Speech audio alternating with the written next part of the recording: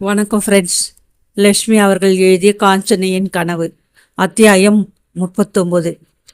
கூடத்தில் விரித்திருந்த பாயின் மீது வந்து உட்கார்ந்த நீலமேகம் பிள்ளை வாயிலில் கிர் என்று வந்து நின்ற காரின் சத்தத்தை கேட்டு திடுக்கிட்டு எழுந்திருந்தான். அதிகாலை வேளையில் மாத்தூர் ஜமீன்தாருக்கு அவனுடைய வீட்டில் என்ன வேலை இருக்கக்கூடும் என்று யூகிக்க முடியாத கிழவன், வாங்க மாப்பிள்ளை உட்காருங்க என்று கூடத்தில் கிடந்த நாட்காலி ஒன்றை காட்டி உபசரித்தான். பரபரப்பாக உள்ளே நுழைந்த புஷ்பநாதன், உபசாரமெல்லாம் இருக்கட்டும், காஞ்சனையை கொஞ்சம் கூடத்திற்கு வர சொல்லுங்கள், அவளை அவசரமாக பார்க்க வேண்டும் என்று கடுமையான குரலில் சொன்னான். காஞ்சனையா என்று கிழவன் திகைப்புடன் கேட்பதைக் கண்ட ஜமீன்தார், குழந்தையை எடுத்துக்கொண்டு வீட்டை விட்டு ஓடி வந்த அவள் இங்கே வராது, எங்கே போய்விடுவாள்? உள்ளே ஒளிந்து கொண்டிருக்கிற என் மனைவியை சற்று வெளியில் வர சொல்லுங்கள் என்று கத்தினான். சங்கதியை கேட்ட கிழவன் அசந்து போய்விட்டான். காஞ்சனை வீட்டை விட்டு ஓடிவிட்டாளா என்று தடுமாற்றத்துடன் ஜமீன்தாரின் முகத்தை பார்த்தான். என்னை அவமானப்படுத்த வேண்டும் என்ற எண்ணத்துடன் குழந்தையை எடுத்துக்கொண்டு வீட்டை விட்டு துணிச்சலாக இருட்டில் இங்கு ஓடி வந்து விட்டாள். உங்களுடைய பேத்தியாக இங்கு ஓடி வரவில்லை, அவள் கொண்டு வந்த என் மகனை திரும்ப எடுத்து போவதற்காக வந்தேன் என்று ஆத்திரமாக பேசிய ஜமீன்தார் கிழவனின் பதிலை எதிர்பார்க்காமல் தானே வீட்டில் பல இடங்களையும் சோதனை செய்ய ஆரம்பித்தான். என்னை தயவு செய்து நம்புங்கள், காஞ்சனை இங்கே வரவில்லை. ஐயோ, அந்த பெண் எங்கள் தலையில் கல்லை தூக்கி போட்டு விட்டாளே என்று கிழவன் துக்கத்துடன் அரற்றினான். காஞ்சனை அங்கு காணாத ஜமீன்தாருக்கு சினம் தாங்க முடியவில்லை. எங்கே போய் விடுவாள்? பார்த்து விடுகிறேன் சாமர்த்தியத்தை என்று தனக்குள்ளேயே உரிமை கொண்ட அவன் கிழவனுடன் மேலே ஒன்று பேசாது வேகமாக வெளியேறினான். காஞ்சனையை அவளுடைய தாத்தாவின் வீட்டில் காணவில்லை என்ற விஷயத்தை கேள்விப்பட்ட பொன்னம்மாள் திகழடைந்து போனாள். தம்பி, அவள் கட்டாயம் குழந்தையுடன் கிணத்திலே கொள்ளத்திலே குதிச்சிட்டா போல் இருக்கு. ஐயோ பாவி, என் தங்க கிளியை கொன்னுட்டாளே என்று தலையில் அடித்து கொண்டு புலம்ப ஆரம்பித்தாள் அவள் மனைவி. குழந்தையுடன் தற்கொலை செய்து கொண்டிருந்தாள் என்று நினைத்த மாத்திரம் புஷ்பநாதனின் தேகம் பயத்தினால் ஒரு தடவை குலுக்கியது. தலையில் கையை வைத்துக்கொண்டு துக்கம் தள்ளாது அப்படியே உட்கார்ந்து விட்டான். 2 நாட்கள் சென்றன. நாலாபுரமும் ஜமீனின் நாட்கள் வேட்டை நாயை போன்று தேடியும் பயனில்லை. காஞ்சனை சென்று மறைந்த இடத்தை கண்டுபிடிக்க அவர்களால் முடியவில்லை. மாத்தூர் பங்களாவே இச்சம்பவத்தினால் துக்கத்தில் ஆழ்ந்து கிடந்தது. புஷ்பநாதனுக்கு தூக்கம் வரவில்லை, சாப்பாடு இறங்கவில்லை. தன் அறையை விட்டு வெளியே வர விரும்பாத அவன் திராட்சை ரசத்தை கிண்ணமாக பருகி தன் கவலைகளை மறக்க முயன்றான். பேரப்பிள்ளையை இனி உயிருடன் காணப்போகிறோமா என்ற ஏக்கத்தில் பொன்னம்மாளின் பூத சரீரம் 2 நாளில் பாதியாக வற்றிவிட்டது. அன்று காலை தம்பி என்று உரத்த குரலில் கூவி அழைத்த பொன்னம்மாள் தன் வயதையும் தேக சிரமத்தையும் மறந்து மாடிப்படிகளை ஒரே வினாடியில் கடந்து கொண்டு பெருமூச்சு வாங்க மகன் அறைக்குள் வந்து நின்றாள். சிகரெட்டை ஒன்றை கையில் பிடித்து கொண்டு பத்திரிகையை வாசித்து கொண்டிருந்த மகன், ஏனம்மா என்று அவளுடன் வினவினான். தம்பி, காஞ்சனை உயிரோடு தான் இருக்கிறாள். 7 மலை அவ இருக்கிற இடத்தை கடைசியிலே கண்டுபிடிச்சிட்டான் என்று உற்சாகத்துடன் கூக்குரலிட்டாள் தாய். கையில் இருந்த பத்திரிகையையும் சிகரெட்டையும் தரையில் வீசி எறிந்த புஷ்பநாதன், அப்படியா என்று ஆர்ப்பரித்தான். ஒரே பாய்ச்சலில் கீழ் ஹாலை அடைந்த ஜமீன்தார் அங்கே மூளையில் பூனையை போன்று நின்று கொண்டிருந்த ஏழுமலையை கண்டு ஆத்திரத்துடன், எங்கே அவள் என்று கேட்டான். 4 கல் தூரத்திலே இருக்கிற வடக்கூர் புளியந்தோப்பில் ஊருக்கு ஒதுக்குப்புறமான ஒரு பாழடைந்த கூரை வீட்டிலே அம்மாவையும் குழந்தையையும் என் கண்களாலேயே பார்த்தேன் எஜமான் என்று குதூகலத்துடன் ஏழுமலை விவரித்தான். சரி, 4-5 பேர்கள் என்னுடன் வாருங்கள், உடனே அங்கு போவோம் என்று உத்தரவிட்ட மாத்தூர் ஜமீன்தார் அவசரமாக தன் காரில் ஏறி உட்கார்ந்தான். வேலைக்காரி கண்ணம்மாள் தன்னுடைய வீட்டில் காஞ்சனையை ஓர் இரவு வைத்துக் கொள்வதற்கு கூட பயந்தாள். காணாமற் போனதாக சொல்லப்பட்ட ஒரு நகைக்காக தன் முதுகு தோலை உரித்தெடுக்க தயாராக இருந்த ஜமீன்தார் காஞ்சனையை தன் வீட்டில் ஒழித்து வைத்திருப்பதை அறிந்தால் என்ன செய்யவும் தயங்க மாட்டான் என்பதை நன்கு அறிந்த அவள் மறுநாள் பொழுது விடுந்ததும் காஞ்சனையை திரும்ப பங்களாவிற்கு போய்விடும்படி மிகவும் வேண்டிக் கொண்டாள். அம்மா, உங்க காலில் விழுந்து கும்பிடுறேன், என் ஏழை குடும்பத்தின் மேலே இரக்கம் காட்டுங்க. நீங்க இங்க இருப்பதை எஜமான் தெரிஞ்சு கொண்டா என்னை கொன்னுடுவாரே. நான் தான் உங்களை வீட்டிலிருந்து ஓடி வர செஞ்சேன்னு நினைச்சாலும் நினைப்பார் என்று கண்ணீர் ததும்ப கெஞ்சினாள். கண்ணம்மா, 2 நாள் என்னை உன் வீட்டிலே மறைச்சி வச்சிருக்க முடியாதுன்னா இங்கே பக்கத்திலே 6 குளம் ஏதா இருந்தா சொல்லு. பங்களாவுக்கு திரும்ப போவதற்கு பதில் அதிலே என் குழந்தையோடு விழுந்துடுறேன் என்று வெறுப்பாக காஞ்சனை கேட்டாள். கண்ணம்மாளுக்கு மிகவும் தர்மசங்கனமாகிவிட்டது. நீங்க இங்கே இருப்பது தப்பு. பக்கத்தூரிலே எங்கள் சித்தப்பார் வீடு ஒன்று புளியந்தோப்பிலே பாழாகி கிடக்குது. அங்கே போய் 2 நாள் இருக்கலாம். கூட வேணா துணைக்கு நான் இருக்கேன். அதுக்கு அப்பாலே உங்கள் மனசுப்படி செய்யுங்க என்று முடிவாக கூறினாள். அவளுடைய இஷ்டப்படியே காஞ்சனை அன்றிரவு ரகசியமாக குழந்தையுடன் புறப்பட்டு பக்கத்தில் இருந்த புளியந்தோப்பி வீட்டை அடைந்தாள். காஞ்சனையின் குழந்தைக்கு பசும்பால் வாங்கி வரும் நிமித்தம் வீட்டின் கதவை திறந்து கொண்டு வாயிலை அடைந்த கண்ணம்மாள் புளியந்தோப்பில் ஒற்றையடை பாதையில் வீட்டை நோக்கி வந்து கொண்டிருந்த நீலக்காரை கண்டாள். மாத்தூர் ஜமீன்தார் தன் மனைவியை தேடிக்கொண்டு வந்து விட்டார். பயத்தினால் அவளுடைய இருதயமே நின்று விடும் போல் இருந்தது. வேகமாக வீட்டிற்கு திரும்ப ஓடிய கண்ணம்மாள் கதவை படியிரண்டு சாத்தி தாழிட்டு கொண்டு, அம்மா அம்மா, நாம தொலைஞ்சோம், ஜமீன்தார் வருகிறார் என்று நடுக்கத்துடன் கையை பிசைந்தாள். புஷ்பநாதன் நேரே தன்னை தேடிக்கொண்டு வந்து விட்டான் என்பதை அறிந்த காஞ்சனையின் முகம் பயத்தினால் வெளிரடைந்து விட்டது. நெஞ்சு உலர்ந்து போயிற்று. நிஜமாகவா என்று கேட்ட அவளுக்கு கை கால்கள் அசைய மறுத்தன. ஆமாம், நம்ம ஐயாவே காரை ஓட்டிக்கிட்டு வரார். இனி நாம பழைக்கிறது ஏது என்று குமுறினாள் பயத்துடன் கண்ணம்மாள். வாயிலில் கார் வந்து நிற்கும் ஓசை கேட்டதும் இருவரும் ஒருவரையொருவர் திகிலுடன் பார்த்து கொண்டனர். கதவை திற என்று மாத்தூர் ஜமீன்தார் இடியோசி போன்ற அதிகார குரலை கேட்ட காஞ்சனை சுற்றுமுற்றும் பார்த்தாள்.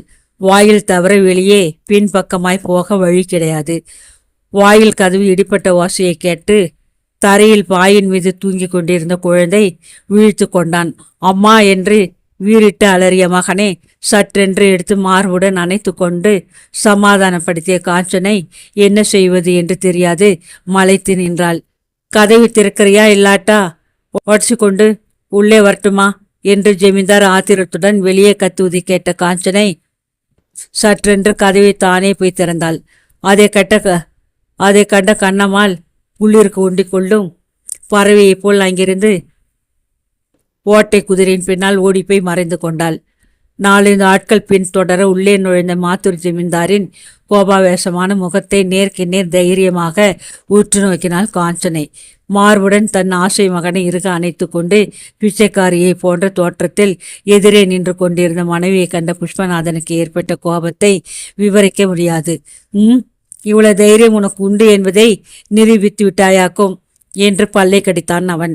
ஆபத்து காலத்தில் சமாளித்து கொள்ள புழுவுக்கு கூட தைரியம் ஏற்படுமே, எனக்கு துணிச்சல் ஏற்பட்டதில் என்ன ஆச்சரியம் என்று பதிலுக்கு மிடுக்காக கேட்ட காஞ்சனை மாத்தூர் ஜமீன்தாரை அலட்சியமாக பார்த்தாள். போகட்டும், என்னை மணந்து கொண்டதனால் உனக்கு இந்த தைரியமாவது ஏற்பட்டதே, மிகவும் பாராட்ட வேண்டிய விஷயம்தான் என்று ஏகத்தாளமாக பதிலளித்த புஷ்பநாதன் விழுங்கி விடுபவன் போல் பார்த்தான்.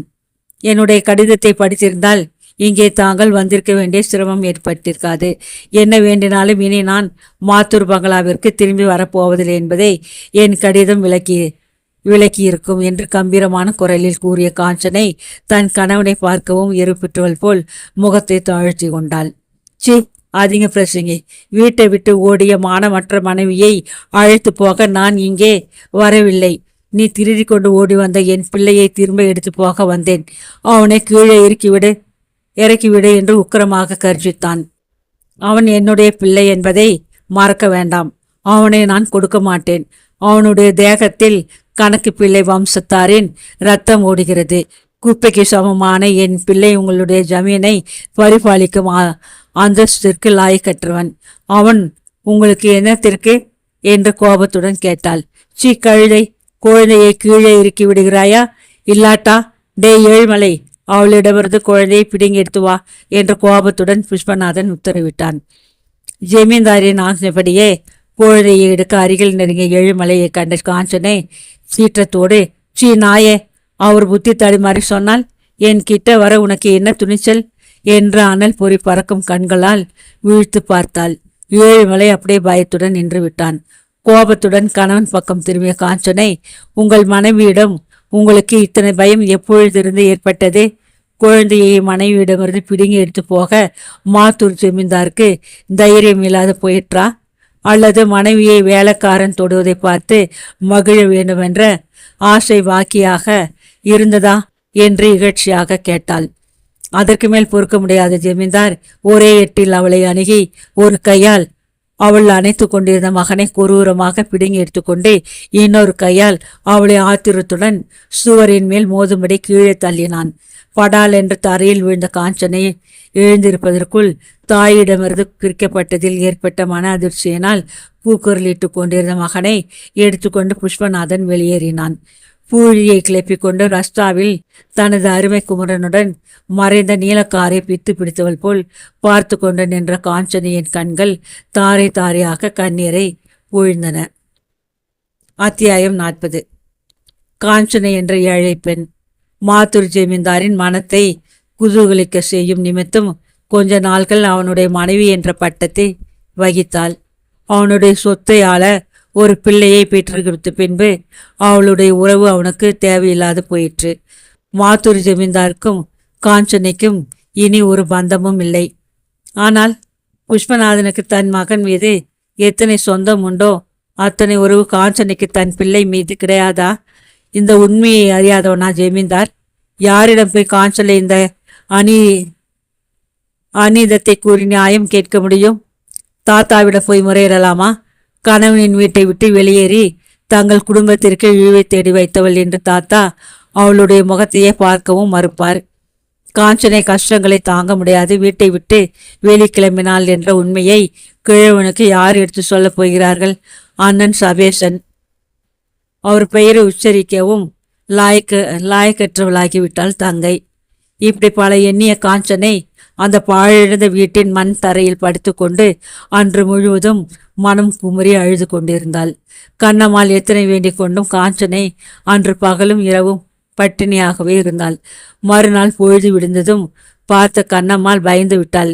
காய்ச்சன பாலம்மா, பசும்பாலம்மா, இதை இன்னைக்கு சாப்பிடாட்டி நான் விடமாட்டேன் என்று பலமுறை கெஞ்சி பார்த்தாள். எனக்கு பசித்தால் நான் சாப்பிட மாட்டேனா? நீ உபச்சாரம் செய்ய வேண்டுமா? கண்ணம்மா, நீ செய்த உதவியை நான் என்றும் மறக்க மாட்டேன். இங்கே என்னை கட்டி காத்திட ஒருவரும் வேண்டாம் என்று வெறுப்பு நிறைந்த குரலில் சொன்னாள் காஞ்சனை. இப்ப நீங்க பட்டினிக்கிட்டாக்கா உசிரிக்கே ஆபத்து ஏற்பட்டு விடுமே என்று வருத்தத்துடன் மொழிந்த வேலைக்காரியை பார்த்து, யாருமற்ற அனாதே நான், இனி யாருக்காக உயிருடன் வாழ வேண்டும் என்று சோகத்துடன் புன்னகை செய்தாள் அவள். எஜமானியின் துக்கத்தை பகிர்ந்து கொண்ட கண்ணம்மாள், இது நமக்கு போதாத காலம் அம்மா. ஜமீன்தார் கோவிச்சுக்கிட்டு போயிட்டாருன்னு நீங்க கவலைப்படாதீங்க. ஆனாக்கா அவர் மனசு வீட்டுக்கு போனதும் திரும்பிட பாருங்க. தானே உங்களை கூட்டி கொண்டு போக நாளைக்கு வந்தாலும் வந்துடுவார். எழுந்திருந்து இந்த பாலை சாப்பிட்டு விட்டு மறுபடியும் கொஞ்சம் தூங்குங்க. நான் கடைக்கு போய் சமையலுக்கு எதுனாச்சும் சாமான் வாங்கிட்டு நொடி பொழுதிலே வந்துடுறேன் என்று சமாதானம் செய்தாள். ஆகட்டும், நான் சிறிது நேரம் கழித்து சாப்பிடுகிறேன். எனக்கு இப்பொழுது கொஞ்சம் பணம் தேவையாயிருக்கு. இந்த கொலுசு ரெண்டையும் அங்கே ஏதாவது கடையில் விற்று பணம் கொண்டு வந்து கொடு.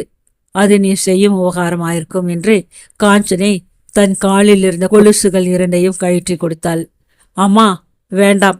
பிறந்த வீட்டு சொத்தை விற்க நினைக்கிறது தப்பு.